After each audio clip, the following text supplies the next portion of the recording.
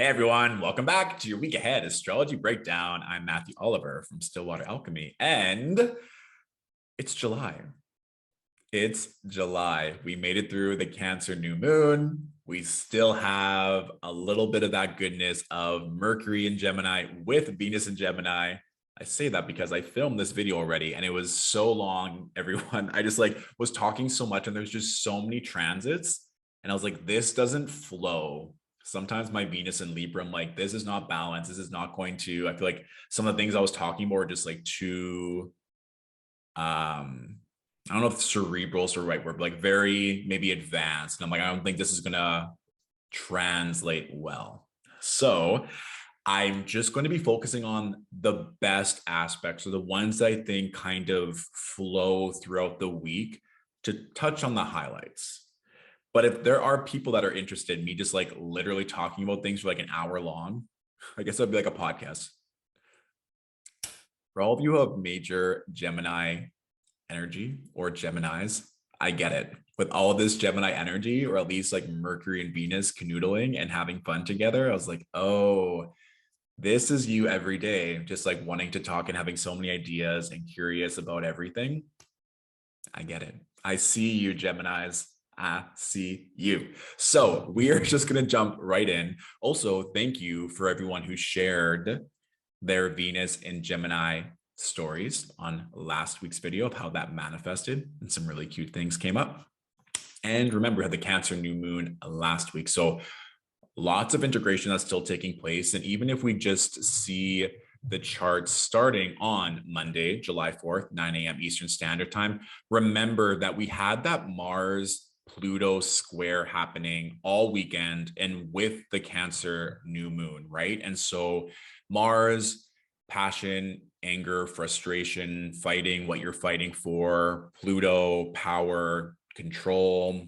That's very obvious what's going on in the world right now, but just also internally, I've been seeing it a lot across the board with clients in terms of identity and power and where they're trying to control things, where they need to let go of things, and where they need to completely surrender. And again, with the moon in Cancer, she is at home here when we had the new moon. And so quite simply, what you can ask yourself is like, do I feel good?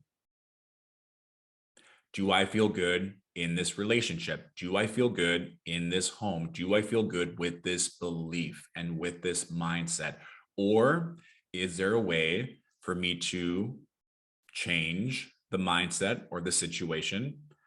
Should I accept it and just let go of the resistance? Or in certain circumstances, can I delegate this to someone else so I don't need to carry this energy or this responsibility anymore? So I'm just going to leave it at that. I think it's very obvious for how we're all feeling. And the good news is on Monday, we start off with that moon in Virgo making a trine to Uranus. And moon in Virgo always is just really good at organizing, cleaning things up, purifying things to get us set up for success, right?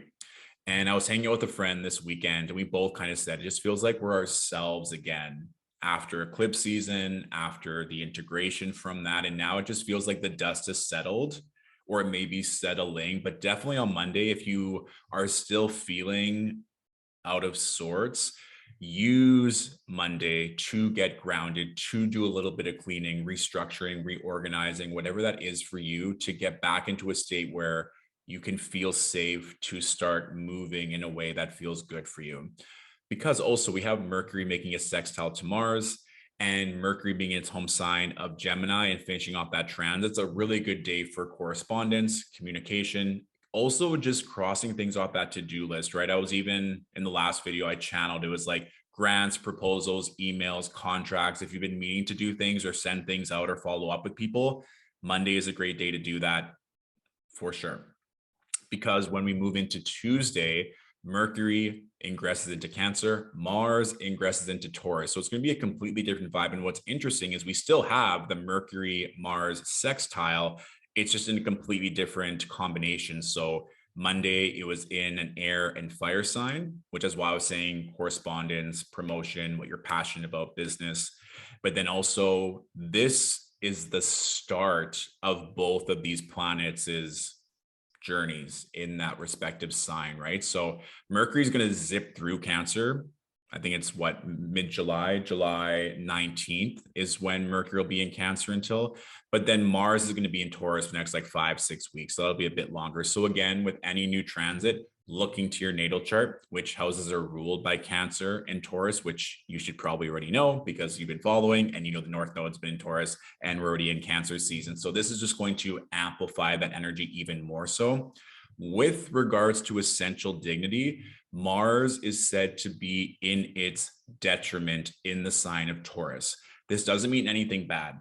How I think it's going to manifest for a lot of people is one, where you want to inject more play or more fun or more energy into your life at your own speed, at your own pace. It doesn't mean slow. It just means like, I really want to do this right now. And maybe other people don't.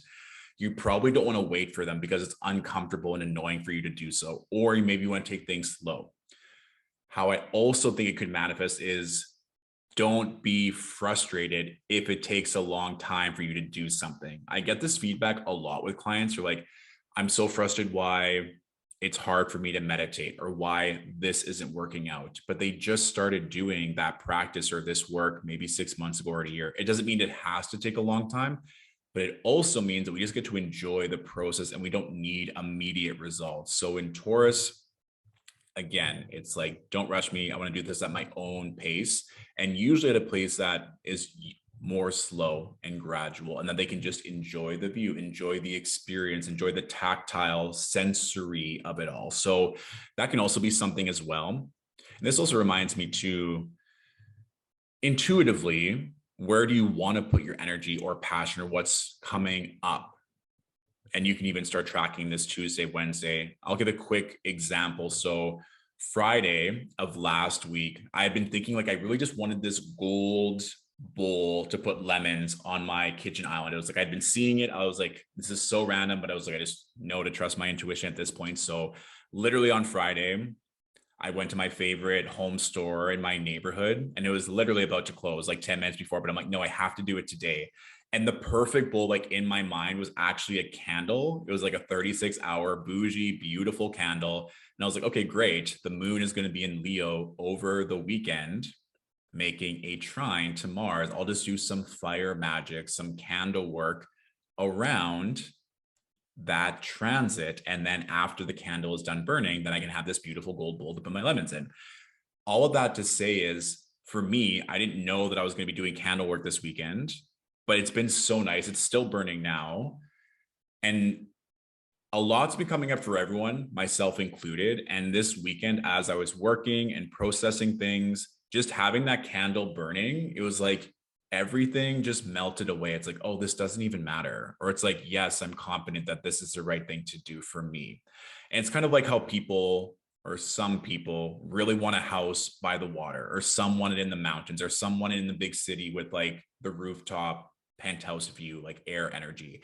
I think once you know this work and you just really trust in it, you're like, oh yeah, these elements are being supported. Thus me engaging with that element is in alignment with what is coming through. Kind of like the thesis of this video. It's like, what feels good? And if that feels good for you, especially intuitively, do it. And we were just, again, that whole Gemini preamble was with the Mercury Mars sextile, and then just really looking at where that is in your chart, and with Mars, where you're going to be putting in energy and passion, or where maybe things you're untying the knots of what's been frustrating or what isn't working. So now that you can fully put your love and support in time into what is something you're wanting to create or do or enjoy over the next 5 to 6 weeks. Okay. Beautiful. So when we move into Wednesday, we have the moon in Libra opposing Jupiter and Aries. However, we have the moon making that trine to Venus. So this moon trine in air signs, especially in the signs of Libra and Gemini, is very like girls just want to have fun, or kind of like Sex in the City. going out, being social, having fun. I think a lot of people will be having a lot of fun or a lot of things to celebrate because we do have that moon opposing Jupiter. So this can also be like, don't overcommit. Don't just say yes to everyone. If that is something of maybe a people pleasing or perfectionist energy that you hold of like, all these people want to go for dinner or they want to go for a show, or it could be in a relationship setting where you're trying to stack multiple dates at once, kind of like that, kind of like a 90s, early 2000s, like I'll see James at 6 and Jonathan at 8. It's like, if you want to do that, by all means, I would just less is more and just getting to enjoy things. And even what was coming through as well, it's like you don't have to do it all at once. All the information come in, all the downloads could come in, all the ideas can be coming in at once, but you just get to pick and choose what you want to do in each moment. I think sometimes, especially with regards to manifestation, like I need to do this now, or I need to manifest this now. The idea could come in, the manifestation can come in years later. That doesn't mean you're not doing it properly or efficiently. It just means that the idea come in, you're going to do it. It's kind of like when you're in high school, it's like, oh yeah, I think I want to be an actor, a doctor, a musician. The whole process of you getting to that first gig or getting to university may take years. It doesn't mean that you're not actively working towards it the entire time, right? So that was what was coming through. It's like all these good ideas, all these great blessings. Don't be afraid just to take it one thing at a time, and just don't overcommit, especially in the vein of people pleasing or just trying to do it all. It doesn't mean that you can't do multiple things on Wednesday. It just might cause some, again, we have the moon and Mercury making a square to one another. And so I just think if you're trying to do too much, especially with the air energy or communications, correspondence with people, it may just be overwhelming. So take that for what it is. Have some fun though with this moon Venus trine, be social, connect, and whatever that is. And that can also just be you watching your favorite show, movie, reading a book. It doesn't have to be going out per se, right? I also just think it's kind of that energy. If you've ever done pre-drinks or an event before you want to go to a club or want to go to a show, and then you're having so much fun with the pre-drinks, you're like, I don't even want to go to the club. That's the energy here where it's like, there's so many ideas and there's so many things that you could do, but then you're just having so much fun being at home, like Mercury Taurus energy. And you're like, I don't even want to go out anymore. Let's just hang out here. And everyone's like, yeah, okay. But then secretly there's like a Libra or an Aries or a Gemini that wanted to go to the club to bump into their ex because they saw that they're there on social media. You all know who you are. And they're like, they're still going to go to the club. But for everyone else, do what feels good for you and you'll be just fine. Thursday. So Thursday, we still get this beneficence from the moon, Venus trine. What was intuitively coming through for me is because the sun is now making that sextile to Uranus, right? It's going to go exact later on in the week. And we also have Mercury making that square to Jupiter. So identity, leadership, what you stand for, the sun, right? Higher knowledge, beliefs, religion, Jupiter, Mercury, and then also that connection here. And then Uranus, spontaneous change, innovation. It would just be something that I would recommend is, what do you want to stand for? How do you want to make other people feel? How do you want to feel? What type of people do you want to be around with regards to leadership? Either you're the leader, they're the leader, or you're both supporting one another, relationships, community, work, family, whatever that is.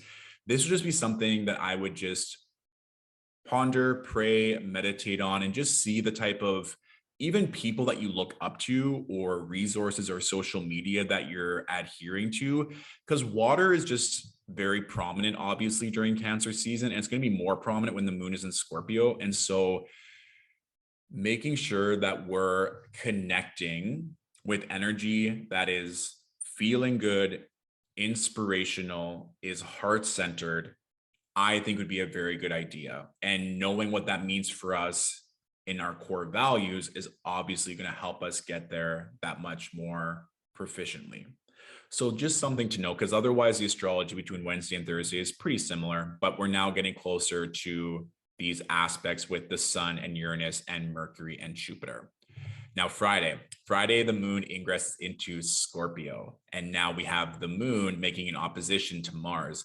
What's curious is that it's a receptive opposition because the moon is exalted in Taurus and Mars is its domicile in Scorpio. I will say, I went on about this in the last video, but if a previous lover messages you, I would be curious, number one. Number two, is this aligned? Have both of you done work, or are you just wanting to have fun?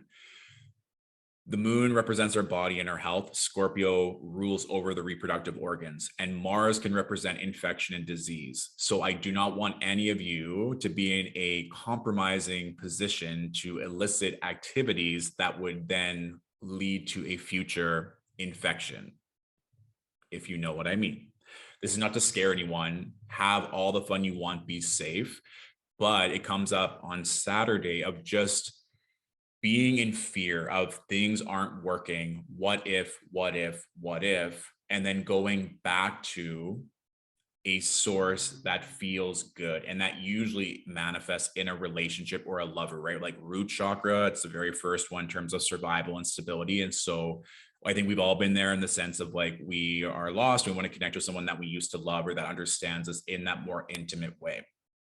I will say how to flip this is knowing your worth. And we just talked about with Taurus, Mars energy of not feeling rushed and making sure you're doing it on your own time. So if you can openly and honestly express how you feel, even though it may not be what the other person wants to hear in any regard, not just relationships, that's going to be the key here, because we also have the moon making a trine to Mercury. So having those open and honest conversations is crucial.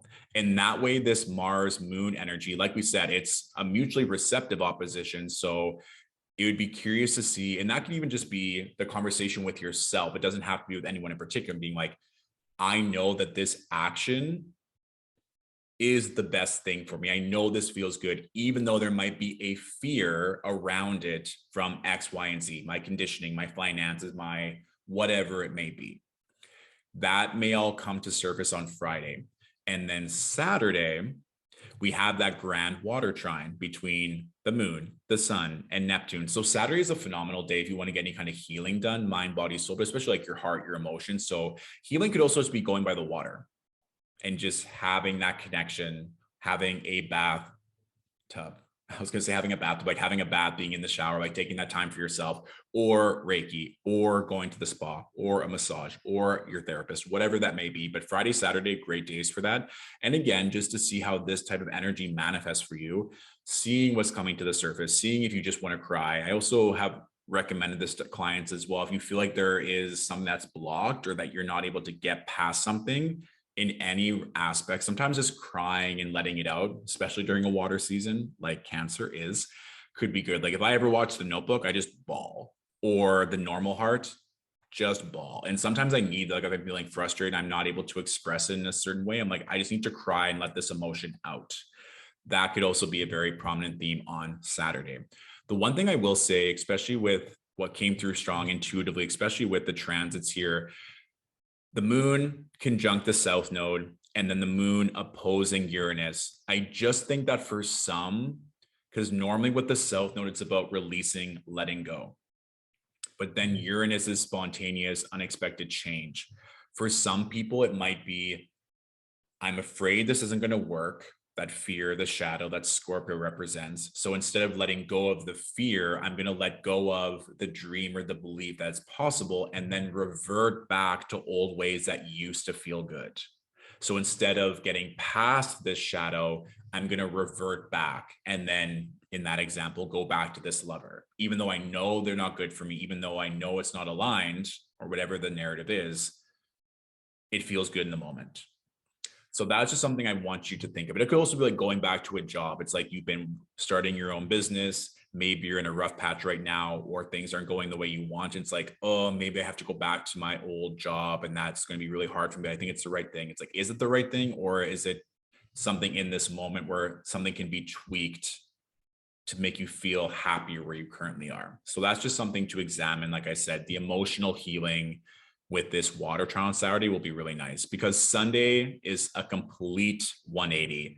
Moon in Sagittarius, the moon is making a trine to Jupiter.